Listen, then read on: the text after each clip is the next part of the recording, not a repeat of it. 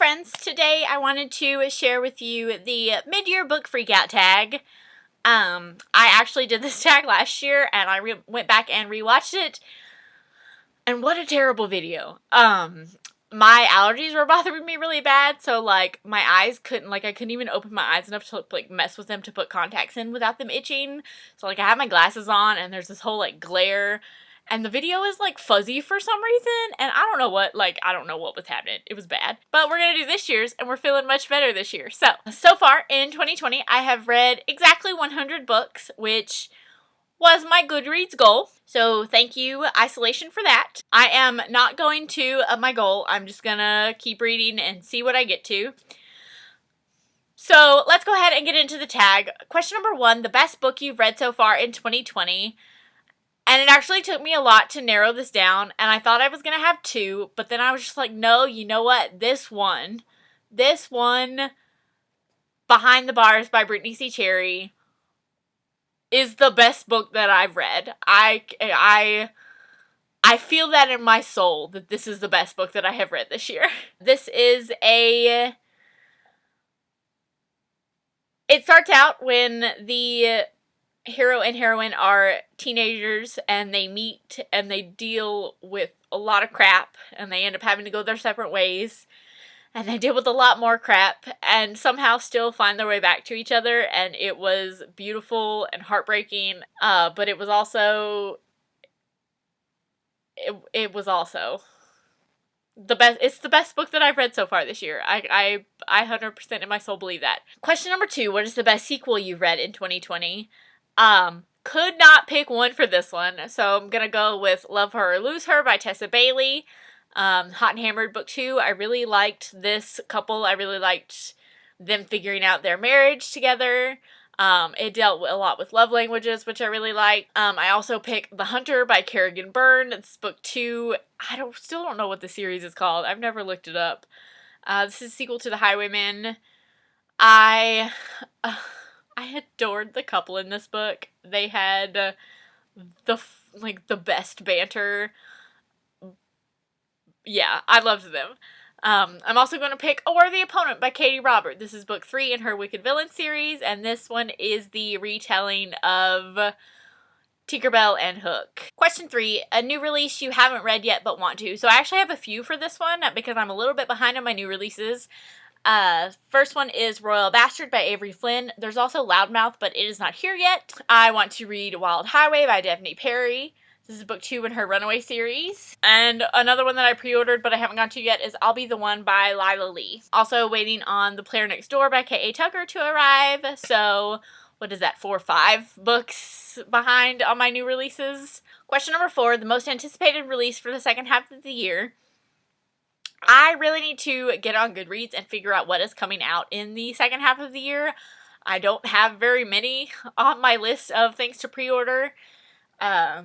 I know a few things have gotten pushed back a little bit further, so I don't know exactly when their release dates are. But ones that I'm looking forward to that I do know are, as of now, they say they're coming out in the second half of the year, is Well Played by Jen DeLuca and Tools of Engagement by Tessa Bailey. Question 5, biggest disappointment of the year, and that's going to go to Dear Erin by Mariana Zapata. I really wanted to like this one, but it was boring. I really wanted to love this one, but it was kind of boring, so I only liked it.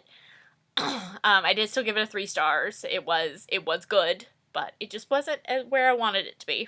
Question 6, your biggest surprise, and that's going to go to From Blood and Ash by Jennifer L. Armentrout.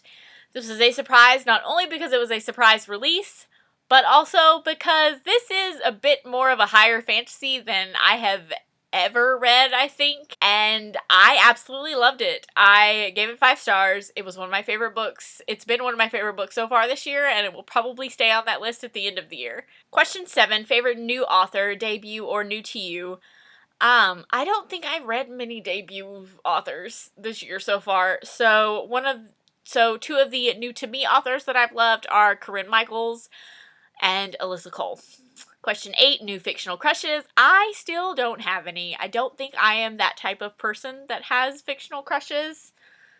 So every year this answer is just going to be the same. Question 9, newest favorite character. And I actually picked a trio of characters. Alexandra, Cecilia, and Francesca from the The Devil You Know series by Kerrigan Byrne. But only book 1 is out so far, but I read it and loved it. So I cannot wait to get to books 2 and 3 about the other characters. These women and this friendship was just, it was so good. Question 10, a book that made you cry. I don't remember if I specifically cried during this book, but it was probably the closest that I came.